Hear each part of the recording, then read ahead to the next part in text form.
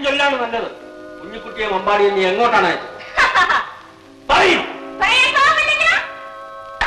ആരെവിടെ? ഇവിടെ കൊണ്ടുപോയി ഇരുട്ടവയിലടക്കി ദാഹിച്ച നീര് കൊടുത്തു പോയി.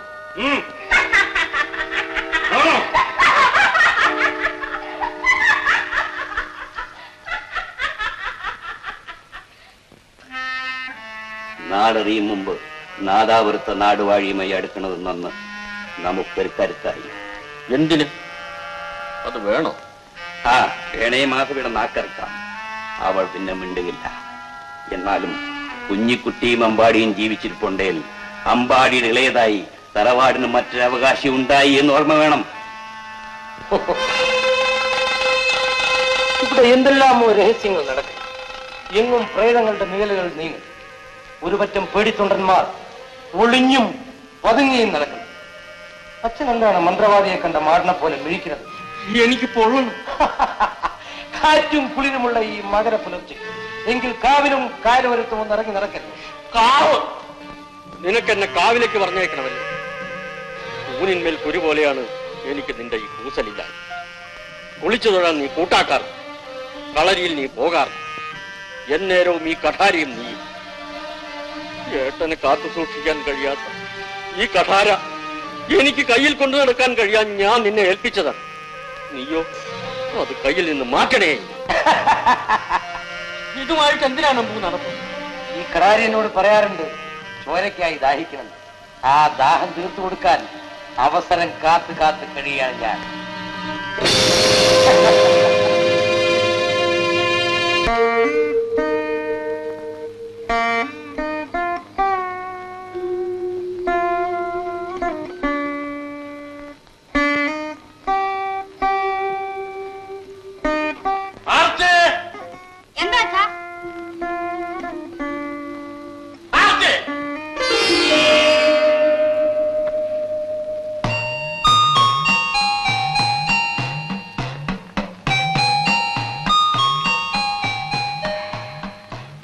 ശബ്ദത്തിലാണല്ലോ അച്ഛൻ എന്നെ വിളിച്ചത്. വിളിച്ചു, വിളി കേട്ടു. പക്ഷെ ചൊല്ലാനുള്ളത് എന്താണെന്ന് മൊഴിഞ്ഞില്ല. അതെ, പറയാൻ വന്നത് മറന്നേ പോയി. പ്രായമേറെ ചെന്നില്ലെങ്കിലും മറവി നമ്മൾ നന്നേ പിടികൂടിയിരിക്കുന്നു. അച്ഛൻ പറഞ്ഞു വന്നത് ഞാനൊരു പിടിവാശക്കാരിയായി തീർന്നിരിക്കുന്നു എന്നാണ്. എന്നെ ഏറെ ലാളിച്ചതുകൊണ്ട് ഞാൻ കുടയ്ക്കും വടിക്കും പറ്റാത്ത പെൺപിറവിയായി പോയെന്നാണോ? കണ്ട് അങ്ങനെയൊക്കെ അർത്ഥം വരുന്ന വാചകങ്ങളല്ലേ ഞങ്ങള് ഞാൻ ചെയ്ത തെറ്റെന്തെന്ന് അച്ഛൻ പറയണം. തെറ്റ് അല്ലിമറക്കാവിലെ കൂത്തും വേലയും കാണുവാൻ ആളും അകമ്പടിയും കൂടാതെ പോണമെന്നുള്ളതിന്റെ വാശി തെറ്റല്ലേ? തെറ്റല്ലേ? അല്ലിമലർക്കാവിലെ കോശങ്ങൾക്ക് ഇനി 8 നാളേ ഉള്ളൂ. ഈ അകമ്പടിയും ഉപചാരവും സ്നേഹവും ഈ കോട്ടയും എല്ലാം എന്നെ വീർപ്പ് മുട്ടിക്കുന്നു അച്ഛാ. കൂട് തുറന്നു വിട്ട ഒരു കിളിയെപ്പോലെ പുറത്തേക്ക് പറക്കണമെന്നാണ് എന്റെ ആശ. നാദപുരത്ത് അങ്ങാടിയിലൂടെ വേണം അല്ലിമലർക്കാവിലേക്ക് പോകാൻ. കള്ളന്മാരും കള്ളന്മാരും ഏറെ ഉള്ള ഇടമാ. വഴി തന്നല്ല, മാലക്കാരുണ്ടാക്കണം.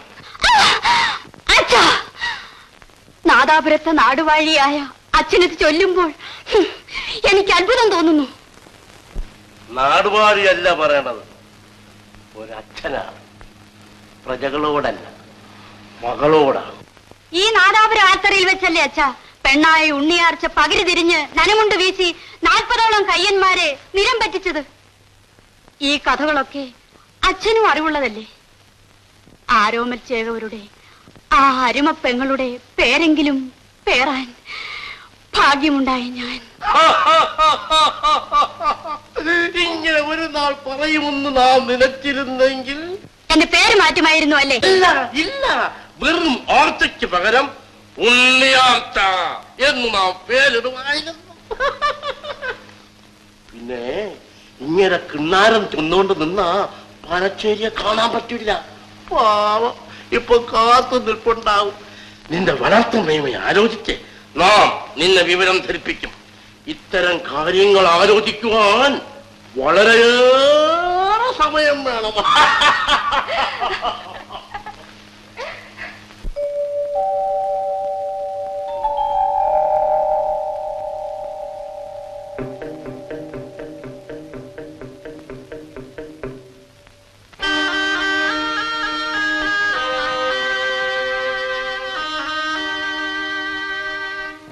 സ്വന്തം നിലയും വിലയും മറക്കരുത്.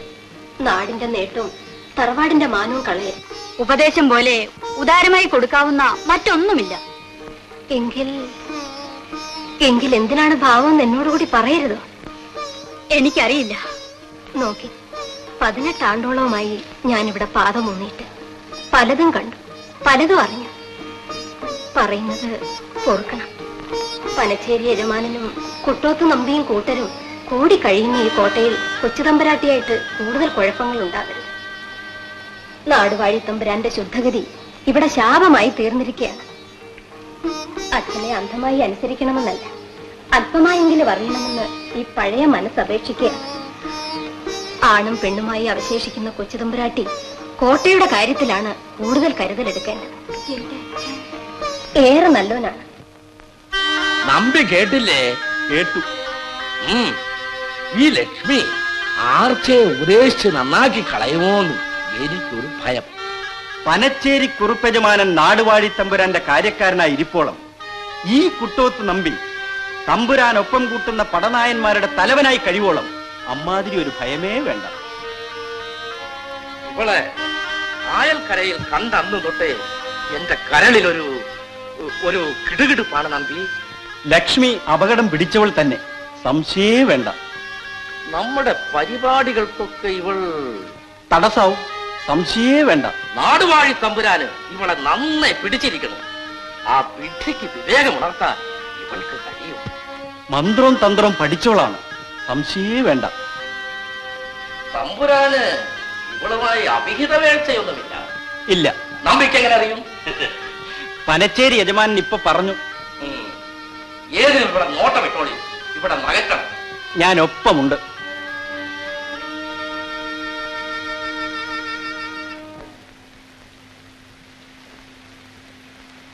ഇവിടെയാണ് പേരുകെട്ട നാദാപുരം കോട്ട. കേട്ടിരിക്കണം. ഇവിടെയാണ് പേരുകേട്ട പനച്ചേരി കുറിപ്പിന്റെ വേട്ട. നാടിനും നാട്ടാർക്കും ഉടയവനായി പരമവിട്ടിയായ നാടുവാഴിയുള്ളത് ഇവിടെ തന്നെയാണ്. കൊള്ളാം, 3 പേരും ചേർന്ന് ഇവിടെ കുത്തിയിരിപ്പാണോ? ഇനി തിരയാൻ ഇടമില്ല. എന്തുണ്ടായി? പനച്ചേരി കുറിപ്പിന് വേണ്ടി വയനാട്ടിൽ നിന്ന് പെണ്ണുങ്ങളെ കൊണ്ടുവരുന്നുണ്ട്.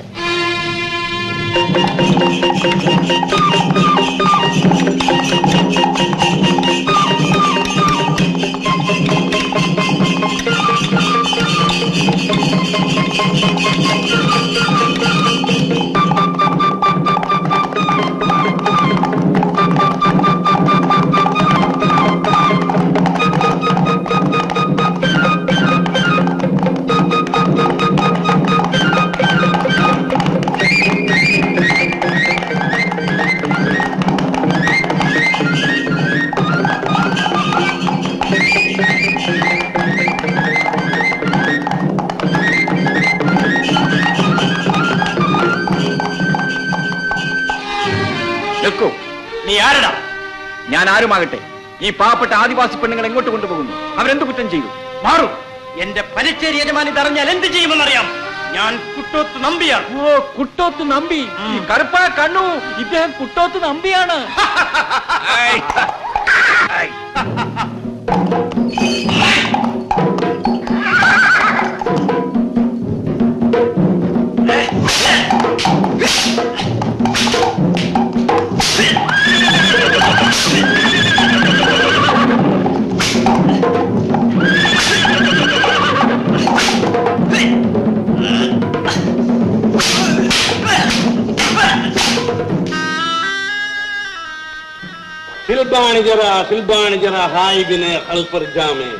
ഈ തടിമാടൻ പറയുന്നത് ഇയാൾക്ക് ഇവിടുത്തെ ആഹാര രീതി ഒന്നും പിടിക്കുന്നില്ല എന്നും ഇവിടെ വന്ന പിന്നെ ആളാകെ അങ്ങ് ശോഷിച്ചു പോയെന്ന്. തൽക്കാലം ഈ പളക്ക് ഇരുന്നോട്ടെ.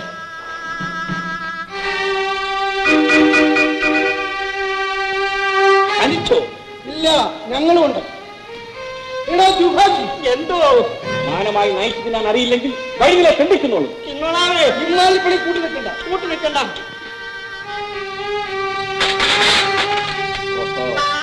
പൊൻപണങ്ങൾ സാഹബ്, ഈ നാട് നിങ്ങൾക്ക് തരുന്ന മര്യാദയിൽ മതിമറന്ന് നക്കാപ്പിച്ചയ്ക്ക് നിൽക്കുന്നവരാണ് ഞങ്ങളെന്ന് കരുതരുത്. ഈ നാടിന്റെ മാനവും മഹിമയും മറികടന്നാൽ ശിക്ഷ കഠിനമായിരിക്കും. നിങ്ങൾ കൊണ്ടുവരുന്ന വിശിഷ്ട സാധനങ്ങൾ ഒന്നുമല്ല ഞങ്ങൾക്ക് ആവശ്യം. ആഡംബരമല്ല, ആഹാരമാണ് ഈ നാട്ടിന് ആവശ്യം. വിദേശിക്ക് വിവരങ്ങളെല്ലാം വിസ്തരിച്ച് വിവരിച്ചു കൊടുത്താലേ. കണ്ണു, ഈ പണം പനച്ചേരിക്ക് ആവശ്യമില്ല. ഇത് സാധുക്കൾക്കുള്ളതാണ്. നിങ്ങളാര്? പനച്ചേരി, നിങ്ങൾക്ക് ഞങ്ങൾ താക്കീത് നൽകുന്നു. ആരെയാണ് ചോദിച്ചത്? ഇതാ നോക്കിക്കൊള്ളു.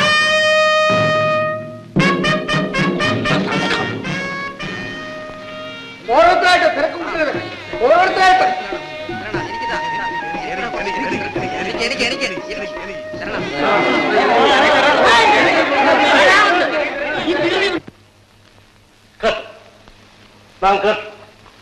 വിസ്തരിച്ച് തന്നെ കേട്ടു.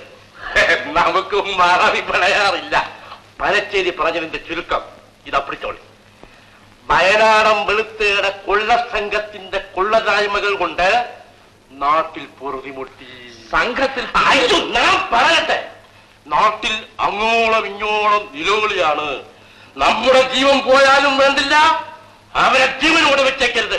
തേടി പിടിക്കണം. സംഘത്തിൽ പുതിയൊരു തലവൻ വന്നു. അയ്യോ, ഞാൻ പറയട്ടെ, നമ്പിയോടും നാട്ടിലെ പ്രമാണിമാരോടും ചോദിച്ചാൽ അത് അവിടേക്ക് അല്ല.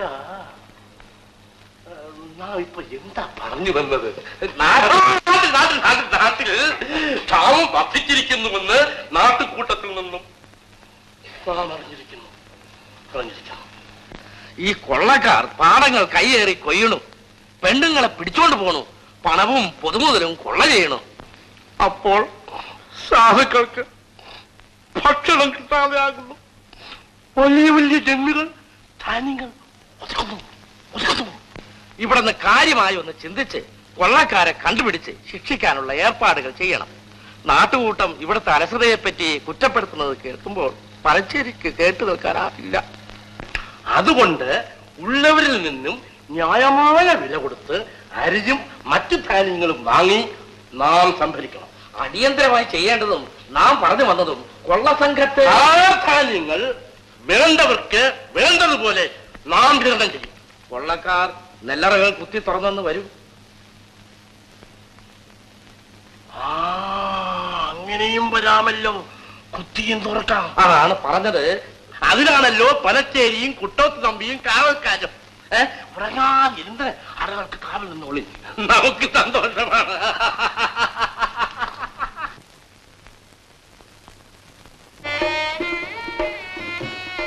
മോളെ ചിന്നു, ഒന്നിങ്ങോട്ട് വരി.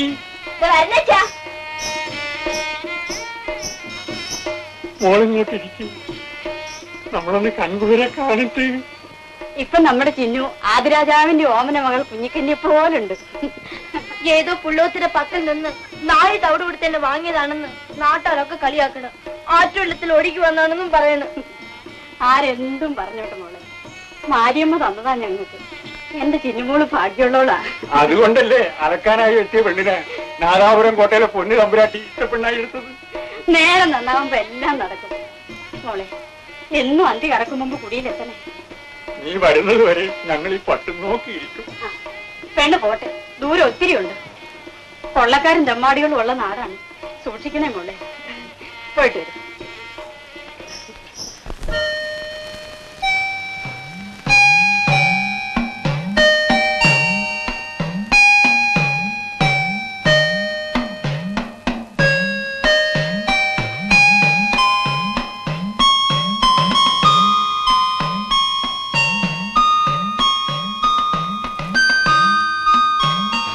അമ്മയില്ലാത്ത കുറവ് ഞാൻ അറിഞ്ഞിട്ടേയില്ല. ലക്ഷ്മി അമ്മ ഇവിടെ വന്ന് പെട്ടില്ലായിരുന്നെങ്കിൽ ഞാൻ എത്രയേറെ വിമിഷ്ടപ്പെട്ടേനെ. പെറ്റിട്ട പെൺപൈതലിനെ പോറ്റി വളർത്താൻ പരദേവത എനിക്ക് ഭാഗ്യം തന്നില്ല. ആ കുറവ് കൊച്ചുതമ്പരാട്ടി തീർത്തു തന്നു. കഴിഞ്ഞതോരോന്നോർത്ത് കരഞ്ഞിട്ട് ഇനി കാര്യമില്ല. കരയരുതെന്നുണ്ട്. കണ്ണടച്ച് കണ്ടില്ലെന്ന് വരുത്താം, കാതടയ്ക്ക് കേട്ടില്ലെന്നും വരും. പക്ഷെ കരളുകുത്തി കഴിക്കുമ്പോ എങ്ങനെ കരയാതിരിക്കും കൊച്ചുതമ്പരാട്ടി? ഉറങ്ങുമ്പോൾ ഞെളിവിരി കൊണ്ട് മക്കളേന്ന് വിളിക്കാറുണ്ട്. എന്റെ മോക്കിപ്പോ കൊച്ചുതമ്പരാട്ടിയുടെ പ്രായം വരും. മോനിപ്പോ മെയ്യും മനസ്സും ഉറച്ച മിടുക്കനായി തീർന്നിരിക്കും. എന്താ പനച്ചേരി ഇത്രയും വലിയ ആലോചന? ഓരോന്ന് ഓർത്തു പോകാൻ ഓർക്കണം ഓർക്കണം. എന്താ ഓർക്കാനാ? വിവാഹം ഒന്ന് ആലോചിക്കണം. പനച്ചേരി നാലാമതും പിടവ കൊടുത്തില്ലേ ആ താഴത്തെ കുഞ്ഞിക്ക്? ഇനിയും വേണോ ഒരു വേച്ച? അല്ല, എന്റെ കാര്യമല്ല, ആർച്ചക്കുട്ടിയുടെ കാര്യമാണ്. ആർച്ചക്കുട്ടിക്ക് പ്രായമായി. പ്രായമായോ? നാമൻ അറിഞ്ഞില്ല. എന്താ ചിന്നു? എന്താ വാതൊക്കെ നിൽപ്പ്? എന്റെ ഇഷ്ടത്തോഴിയല്ലേ, അകത്തേക്ക് വരൂ. വേണ്ടായി, ഞാനിവിടെ നിന്നോളാമേ. ഓ ലക്ഷ്മിയമ്മേ, നിങ്ങൾ വിളിക്കാത്തത് കൊണ്ടാ ചിന്നു അകത്തേക്ക് വരാത്തത്. അറയ്ക്കകത്തേക്ക് കടക്കാൻ അവൾക്കൊരറപ്പാണ്. വണ്ണാത്തിയാണെന്ന് നിലവ് മാറ്റിയെടുക്കേണ്ടത് അവള് തന്നെയാണ്. കൊച്ചുതമ്പുരാട്ടി, ഇവളുടെ ഈ ചുരുക്കു വസ്ത്രമൊക്കെ ഒന്ന് മാറ്റി ഇവളെ നമുക്ക് മുണ്ടുടുപ്പിക്കണം. അകത്തേക്ക് വരൂ ചിന്നു. വേണ്ട കൊച്ചുതമ്പുരാട്ടി, വരാനോ പറഞ്ഞത്? വേണ്ട. വരൂ ചിന്നു. വേണ്ട, വേണ്ട. വേദനിച്ചു ചിന്നു? എന്നോട് പിണങ്ങിയോ? ചിന്നു, ചിന്നു ഒന്ന് നോക്കൂ. ആ ആ അങ്ങനെ എങ്ങനെ ചിരിക്കൂ, ചിരിക്കൂ. ലക്ഷ്മി, ലക്ഷ്മി അറിഞ്ഞോ? ചിന്നുവിനെയും കൂട്ടി അല്ലിമലർക്കാവിൽ ഉത്സവം കാണാൻ പോകാൻ അച്ഛൻ അനുവദിച്ചിരിക്കും. നമുക്ക് ഉത്സവം കാണാൻ പോകണം കേട്ടോ ചിന്നു?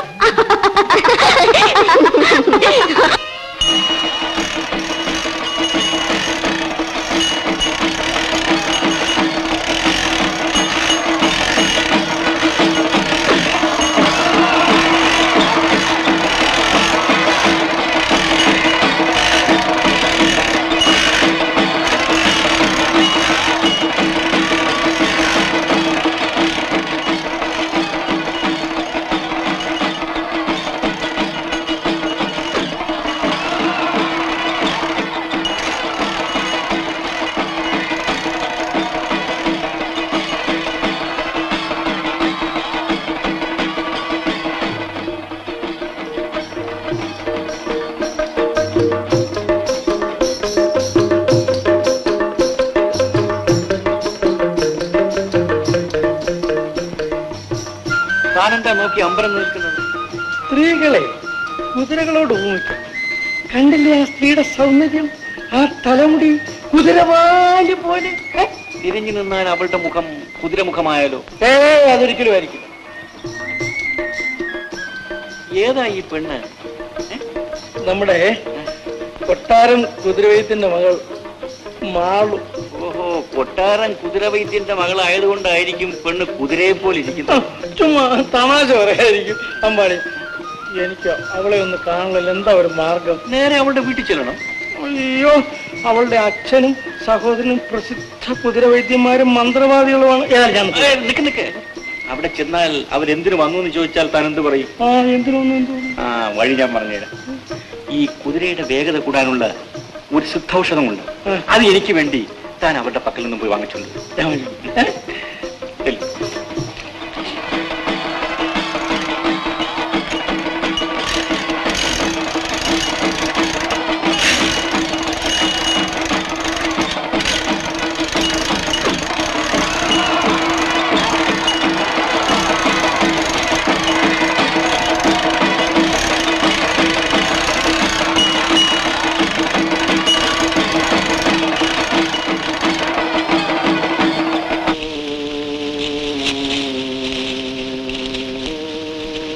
വരുന്നു പെൺപുലി വാരിയുണ്ട്.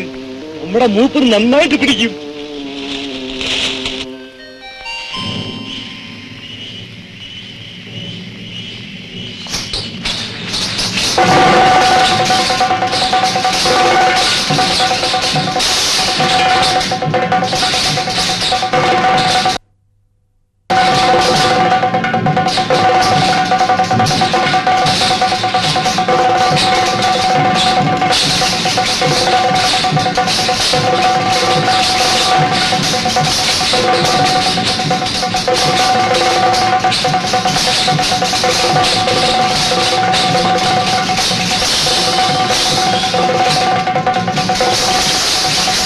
Thank you.